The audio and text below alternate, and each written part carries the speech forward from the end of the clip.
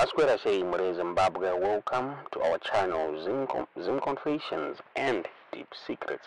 Kana karike kutanka kuya panino channel, please don't forget to subscribe. Kana uchingo wagara waka subscribe, don't forget to comment and share this video. Nasi Mure Zimbabwe takuigirai nyabuditswa na Walter Mzembi uyataura Nema fresh elections ne a national dialogue Mure Zimbabwe abuda ashitaura iye achiti ma fresh elections kurukunza aitwa muzvara nhasi pane indifference yazvinomeka here zvikanzi I sense kuti ZANU-PF ready yet opposition haina kurongeka Mure Zimbabwe zvichinzi ma fresh elections anenge ari kurequire a national dialogue zvichinzi ma elections ma fresh elections akaitwa without my reforms hapana difference yazvinomeka Mure Zimbabwe abuda patwitter endo yake akataura achiti if fresh elections were held today, what difference would it make? I sense that ZANU-PF is perpetually ready while the opposition is in tatters.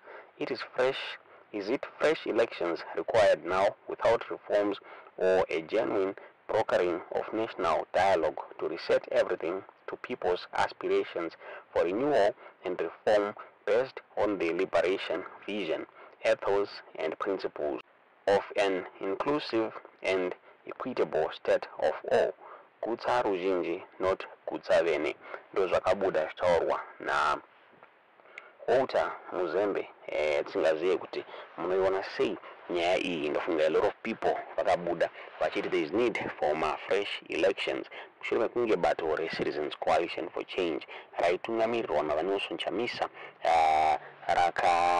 rakaluza ma elections akaitwa na August mugore 2023 vanelson Chamisa vakabuda vachitaura vachiti there was need for ma fresh elections Mure Zimbabwe.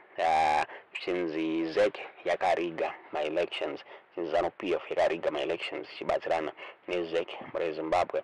Ndo zvabvunzwa na Walter Mzembi zvichinzi anobatsira here ma fresh elections kana there is need for a national dialogue kuti paitwe ma reforms Mure Zimbabwe. Zvichinzi nekuda kwekuti the opposition haina kurongeka. Ndofunga kutaura kwatiri kuita the Citizens Coalition for Change haina kurongeka, hazvinaomera mushe mubato reti Citizens Coalition for Change. Ndofunga the Citizens Coalition for Change leader vanelson Chamisa vakabuda mupati vachitaura vachiti yakainfiltratwa neZANU-PF Mure Zimbabwe mushure mekunge zvaitika the Citizens Coalition for Change Vice President Vatendai Biti avo vaifanira kuasuma the royal president vakawanikwa zvakare vachikwita kutaura kunoku Vaosman Ncube is the one ari kuleader the Citizens Coalition for Change iyo yakasirwa vasengezo Shabangu navanelson Chamisa. Zvakare mu-opposition mune ma-factions anokwana kuita 4 Mure Zimbabwe. Saka pasikuzikanwa kunzi ndeipi the main opposition kutaura kwatiri kuita hazvina kubvira mushe. The opposition Joshua is in tatters zvokuti kuronzwaitwa ma fresh elections hapasikuzikanwa kuti zvinofamba sei. The opposition inokwanisa kusecure ma votes hayakange inayo during ma elections akaitwa muna August Mure Zimbabwe. Ndofunga vanelson Chamisa vakambomira vakatraya kuapproacha SADC on my elections akaitwa last year asi hazvina kunge zvaita fruitful Mure Zimbabwe. On his next move ndofunga vanelson Chamisa varingosenda ma cryptic messages hapana ari kuziya kuti what is Chamisa's next move. Ndofunga recently vakasenda a picture vana Tendai Biti Sydney Sekeramai na President Chamisa Mnangagwa during the time GNU vakaisa caption yekuti life is dynamic, things change, time flies, change happens. Yakasiya vanhu vazhinji vasekuziya kuti what was the meaning of this message. Vakasenda this post mushure mekunge Vatendai Biti vakabuda vachanonza kuti vakakuita the opposition Citizens Coalition for Change Mure Zimbabwe. ndofunga ma weeks apfuura vanonso Chamisa vakabuda vachitaura ivo vachiti initiated discussions with the Southern African Development Community to mediate between iye na President Chamisa Mnangagwa to resolve the political polarization in Zimbabwe. Muri Zimbabwe tingaziye kuti munoiona sei nyaya iyi yakabuda achiti we are one, let us work together. That is why you realize that I'm making frantic efforts to call on SADC to mediate the impasse with my relative Mnangagwa.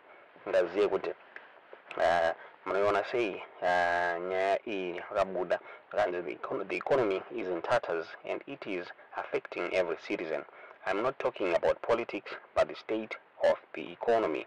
I heard about the 300 relatives of the late Mukwende are in the UK, United Kingdom. This is very worrisome, and this is where the country needs to be cured. We cannot have our people working abroad. We can't have a productive workforce in foreign lands. We cannot have multitudes of people failing to work for their country because they are abroad. We want Zimbabweans to come back into their country and enjoy their country. We have the best country and we have the richest country. We have the most beautiful country in the world, and the people themselves are beautiful. And if kind that is why there is no war. Even if things are messed up, we don't fight, but we work together to correct things. Those Rabbi Shora and also Chamisa, but whatever cheated. Vakaapproach SADC kuti iwanikwe ichivayananisana na President Nema Mnangagwa, then no longer the way forward on the state of the nation. Tisingaziye kuti zvinhu zvichaitika here uyezve tisingaziye kuti munoona sei nyaya yaburitswa namauta muzembe nekuti mamiriro azvakaita hapana ma-fresh elections achabuda. Zvakare sezvataurwa kunzi if my fresh elections adzoka ZANU-PF iri ready but the opposition is not ready, ndofunga takangoona nemaparariro aita the opposition party. So kutaura kunoku hapasi kuzikanwa kuti zviri kuenda nekupi, zviri kufamba sei muri Zimbabwe, zviri kufamba sei muri Zimbabwe. Mamiriro akaita opposition zveshuwa yainfiltratwa neZANU-PF, ndofunga mushure mekunge Tendai Biti abuda bato re Citizens Coalition for Change. Sengezo Shabangu arikunzi is now the leader webato re Citizens Coalition for Change, and arikutaura iye actually is going to work with ZANU-PF kuti nyika ienderere mberi, which is bad news for those vaisupporta Nelson Chamisa nguva yesei. So ndonyaya tatakugira muzvaura nasi tudze zvamuri kufunga pamusoro penyaya yaburitswa navauta muzembe iyi kuti munoiona sei. Is there any need for my reforms kana kuti poendwa ma-fresh elections? Uyezve pakaendwa ma-fresh elections is the opposition going to win pasina ma-reforms? Tudze zvamuri kufunga pamusoro penyaya iyi mu comment section.